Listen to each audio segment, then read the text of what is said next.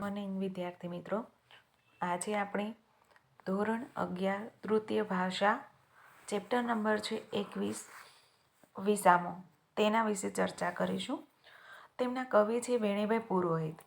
તેમનો જન્મ 1-2-1916, અવસાન તારીખ 3-1-1980 થયેલો છે. અહીંયા કાવ્યનું જે ટાઇટલ આપેલું છે વિસામો. વિસામો એટલે કે થાક લેવો, આરામ કરવો. વેણીભાઈ પુરોહિતનો જન્મ એમના વતન ગામ સૌરાષ્ટ્રના જામખંભાળિયામાં થયો હતો. પોતે પત્રકાર હતા અને જીવનભર મુંબઈમાં એ વ્યવસાય સાથે સંકળાયેલા રહ્યા. એટલે કે પોતે પત્રકાર વેણીભાઈ પુરોહિત છે તે પત્રકારનો વ્યવસાય કરે છે અને જીવનભર તેઓ મુંબઈમાં એ વ્યવસાયમાં જ સંકળાયેલા રહેલા છે. મુખ્યત્વે તેઓ કવિ હતા અને આમ જોવા જઈએ તો તેઓ કવિ પણ છે, વાર્તાઓ પણ લખી છે. એ વાર્તાના અંતરના દીવા પુસ્તક રૂપે પ્રગટ થઈ છે. સિંજારવ, દીપ્તિ તેમજ આચનમ તેમના નોંધપાત્ર કાવ્ય સંગ્રહો છે. કવિ તરીકેની સર્જકતા વિશેષ કરીને ગીતો તેમજ ભજનોમાં વધુ ખીલી ઉઠતી પામી શકાય છે. ભાવભૂમિને સરળ સહજ અભિવ્યક્તિ, નાદલયુક્ત ભાષા એમની કાવ્ય શ્રેણીની વિશેષતા છે. કાવ્ય પ્રયાગમાં એમણે વિવિધ કવિઓની કાવ્ય રચનાઓનો આસ્વાદ કરાવેલો છે. અહીંયા આપણે જે કાવ્ય ભણવાના છીએ એ કાવ્યોમાં કવિએ માનવીને એકલપંડે એટલે કે એકલા જ વિસામો લીધા વિના જીવનમાં જજુમવાની વાત કરે છે. અહીંયા આ કાવ્યની અંદર કવિ છે એ મનુષ્યને કહે છે કે મનુષ્ય પોતાના જીવનની અંદર ગમે તેવી મુશ્કેલીઓ આવે તો પણ એમને એકલાએ જ એ કાર્યની સામે, એ મુશ્કેલીની સામે લડવાનું છે. અને એ પણ કેવી રીતે કે થાક ખાધા વગર, એટલે કે કન્ટિન્યુ જ.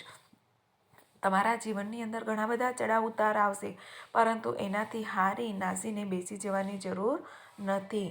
વ્યક્તિએ પોતાના જીવનમાં આવેલી તમામ પરિસ્થિતિનો સામનો એકલા કરવાની તાકાત એમને રાખવાની છે અને હંમેશા આગળ વધતું રહેવાનું છે. જો તમે એ મુશ્કેલીથી હારીને બેસી જશો તો ક્યારેય પણ આપણે આગળ આવી શકીશું નહીં. એટલે આ કાવ્યમાં કવિ છે એ કહે છે કે મનુષ્યએ પોતાના જીવનમાં કોઈ પણ મુશ્કેલીની સામે એકલા જજુમતા તેમણે આગળ વધવાનું છે. ટાગોરે કહ્યું છે એમ, તારી સાથે કોઈ ન આવે તો પણ તું એકલો જજે. તું વિસામો લઈશ નહીં પણ બીજાને વિસામો આપજે. વિસામો એટલે કે આરામ. અહીંયા ટાગોરે પણ એવું આપણે કહેલું છે, કહે છે કે તમારે કોઈ પણ મુશ્કેલીની અંદર હારવાનું નથી, એકલાએ જ જજુમવાનું છે. પરંતુ તમારે જજુમતા કોઈનો સહારો નથી લેવાનો, પરંતુ બીજાને તમારે મદદ કરવાની છે. એવી ભાવના આ કાવ્યના કેન્દ્રમાં રહેલી છે. એટલે આ કાવ્યના મુખ્ય હાર તો એ છે કે મનુષ્યએ હંમેશા પોતાનું કાર્ય કોઈ પણ મુશ્કેલી આવે તો પણ જાતે કરવાનું છે, બની શકે તો બીજાને મદદ કરવાની છે. હવે આપણે કાવ્યની સમજૂતી જોઈએ છે. થાકે ન આવે છતાંય હો માનવી, ન લેજે વિસામો, ને જૂજજે એકલા બાએ હો માનવી, ન લેજે વિસામો. થાકે ન થાકે એટલે કે તમને થાક લાગે કે ન લાગે, છતાંય હો માનવી. અહીંયા કવિ કહે છે કે હે મનુષ્ય, તને થાક લાગે તો પણ ભલે અને ન લાગે તો પણ ભલે, પરંતુ તારે વિસામો લેવાનો નથી. અને જૂજજે એકલે બાએ. બાય એટલે શું થશે? હાથ. અહીંયા શું કહે છે? બાય એટલે કે હાથ. તારે એકલા હાથે જજુમવાનું છે, કોઈના સહારો લેવાની જરૂર નથી. જૂજવું એટલે કે લડવાની વાત કરે છે. જૂજવું એટલે કે જોરથી લડવાનું. આપણે કોઈ પણ કાર્ય કરવા પાછળ લડવું એટલે કે એકબીજાની સાથે ફાઇટ કરવાની વાત નથી, પરંતુ લડવું એટલે કે કોઈ પણ કાર્યને સફળ કરવા માટે આપણે જે તનતોડ મહેનત કરીએ છીએ એની વાત કરેલી છે. કે કોઈ પણ સિદ્ધિ હાંસલ કરવા માટે ભલે અથાગ મહેનત કરવો પડે તો પણ તારે એકલાએ કરવાનું છે.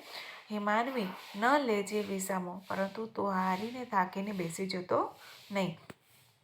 તારે ઉલ્લંઘવાના માર્ગ ભૂલામણા. ઉલ્લંઘવું એટલે કે ઓળંગવાના.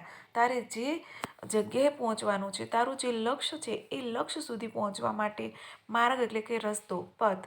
તો એ ત્યાં સુધી પહોંચવા માટે તારો જે રસ્તો છે તેને ઓળંગવા માટે ઘણી બધી ભૂલામણા રસ્તાઓ છે. ભૂલામણા રસ્તા એટલે કે એની અંદર ઘણી બધી વિટંબણાઓ પણ આવશે, પરંતુ તારે ઉદ્ધારવાના જીવન દયામણા. પરંતુ તારે એ જીવનને તારે ઉદ્ધાર કરવાનો છે, સારી સ્થિતિ તારે એમાંથી પ્રાપ્ત કરવાની છે. એટલે કે તારું કાર્ય સિદ્ધ કરવામાં ઘણી બધી મુશ્કેલીઓ પણ આવશે, પરંતુ એ મુશ્કેલીઓનો સામનો તારે એમાંથી નીકાળવાનો છે. હિંમત ન હારજે તું ક્યારે હો માનવી, જીવનને પંથ થતાં તાપ થાક લાગશે. હિંમત ન હારજે એટલે કે હિંમત ગુમાવતો નહીં. ગમે તેવી મુશ્કેલી આવે, કદાચ તારી કસોટીઓ કરવા માટે આપણે કહીએ ને છે કે કોઈના રસ્તાની અંદર ભલે તમે ફૂલ ન બિછાવી શકો, પરંતુ કાંટા તો ન બિછાવવા. એટલે અહીંયા કવિ કહે છે કે કદાચ તારા કાંટા, એટલે કે એવું નથી કે આપણે બોડી કે બાવળના કાંટા, પણ મુશ્કેલી રૂપી કાંટા. એટલે અહીંયા કવિ કહે છે કે હિંમત ન હારજે, ભલે તારા માર્ગની અંદર ગમે તેવી મુશ્કેલીઓ આવે, છતાં પણ તું ક્યારેય એમાંથી ડગતો નહીં હે માનવી. જીવનને પંથ જતાં થાક તાપ લાગશે. જીવનનો આ જે પંથ છે, આપણી જીવનરૂપી જે નૈયા છે, એ નૈયા પાર કરવા માટે ઘણો બધો તને થાક પણ લાગશે, તાપ પણ લાગશે. એટલે તું થાકી પણ જઈશ, તું આ જીવનથી કંટાળી પણ જઈશ, પરંતુ આ જીવનરૂપી રસ્તો છે એને સારી રીતે અને સુખમય રીતે પસાર કરવાનો છે. વધતી વિટંબણા સહતા તું થાકશે. જેમ જેમ બાળક જન્મે ત્યારે કેવું હોય, એકદમ એને કોઈ પ્રકારનું ટેન્શન ના હોય, ના ભણવાની ચિંતા, ના ઘરની કોઈ જવાબદારી, પરંતુ જેમ જેમ એ બાળક મોટું થતું જાય એમ એમ એને ભણવાની જવાબદારી, એનાથી મોટું થાય તો એમના લગ્ન થાય, એમની એ જવાબદારીઓ, એમ કરતાં કરતાં એમની જવાબદારીઓ છે તે વધતી જતી હોય છે. એટલે અહીંયા કહે છે કે વધતી વિટંબણા એટલે કે મુશ્કેલીઓ, જેમ જેમ આપણા જીવનની અંદર કેટલી બધી મુશ્કેલીઓ આવશે, પરંતુ એ મુશ્કેલીઓને સહતા તું થાકશે. સહતા એટલે કે સહન કરતાં કરતાં પણ તું થાકી જઈશ, પરંતુ તારે કોઈ જગ્યાએ વિસામો લેવાનો નથી. એટલે કે આપણી જે જીવનરૂપી જે નૈયા છે, એ નૈયાની અંદર કેટલા બધા ચડાવ ઉતાર આવવાના છે, એમાં ઘણી બધી મુશ્કેલીઓ પણ આવશે, પરંતુ એ બધાનો સામનો તું એકલા હાથે કરતો જાજે. જાજે વટાવી તું જ આફતનો ટેકરો, આગે આગે હશે વણખેડિયા ખેતરો.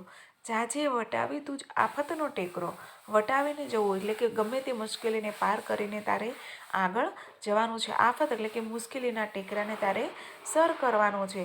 આગે આગે એટલે કે આગળ ને આગળ વણખડિયા ખેતરો આવશે. વણખેડિયા એટલે કે આપણે કહીએ ને કે ખેડા વગરનું ખેતર હોય તો એમાં કેવું હોય કે મોટા મોટા પથ્થરો હોય, કાંટા હોય, ઝાડા હોય, એવું ઘણું બધું આવે. એટલે કહે છે કે આ જીવન છે એક વણખેડા ખેતર જેવું છે, કે જીવનની અંદર જેમ જેમ આપણે એનો મુશ્કેલીઓનો સામનો કરતા જઈએ, એમ એમ આગળ ઘણી બધી મુશ્કેલીઓ પણ આવવાની છે, પરંતુ એ દરેક મુશ્કેલીઓ એક વણખેડિયા ખેતર સમાન છે. જેમ આપણે ખેતરની અંદર કંઈક વાવવું હોય તો આપણે પહેલાં ખેતરને સારી રીતે ખેડવું પડે, એમ આપણા જીવનને જો કંઈક સારો ઉદ્ધાર કરવો હોય તો એ દરેક મુશ્કેલીઓનો સામનો આપણે કરવો પડે છે. ઝાંખા જગતમાં એકલો પ્રકાશ છે, આવે અંધાર તેને એકલો વિદાર છે. અહીંયા કહે છે કે ઝાંખા ખેતરમાં એકલો પ્રકાશ છે. આ દુનિયા છે એને ઝાંખી છે, પરંતુ એ ઝાંખી દુનિયાની અંદર તમારે પ્રકાશિત થવાનું છે, તમારે કંઈક એમાં તમારી નામના કરવાની છે, તમારું નામને રોશન કરવાનું છે. આવે અંધાર તેને એકલો વિદાર છે.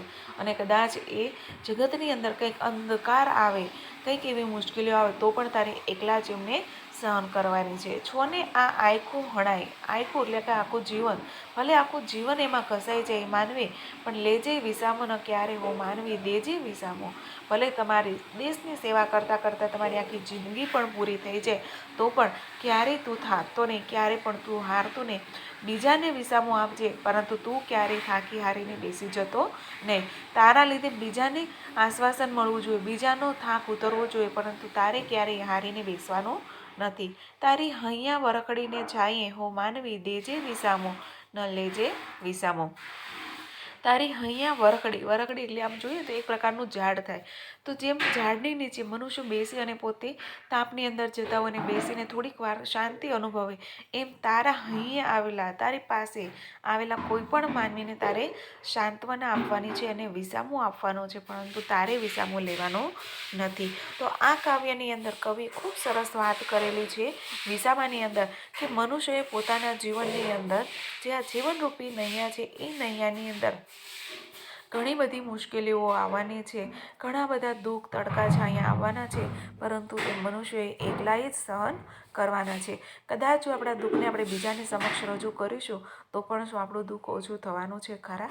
એટલે અહીંયા કવિ એ જ ભાવને સમજાવે છે કે ગમે તેવી પરિસ્થિતિ આવે છતાં પણ આપણે એમને એકલાને સહન કરતા શીખવાનું છે. પરંતુ હા, કદાચ કોઈ દુખિયારો આપણે આશરે આવે તો એને આપણે આશ્વાસન આપવાનું છે, એમના દુઃખને આપણે હળવું કરવાનું છે, નહીં કે આપણા દુઃખને વધારવાનું છે.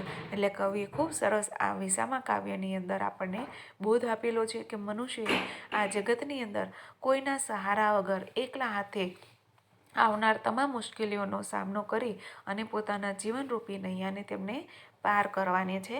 અહીંયા આ જે કાવ્ય છે તે કાવ્ય પૂર્ણ થઈ જાય છે. આ કાવ્યમાં આપેલા જે શબ્દ સમજૂતી છે તે શબ્દ સમજૂતી અને સ્વાધ્યાયના પ્રશ્નો આપણે નોટબુકની અંદર લખી લઈશું. બાય.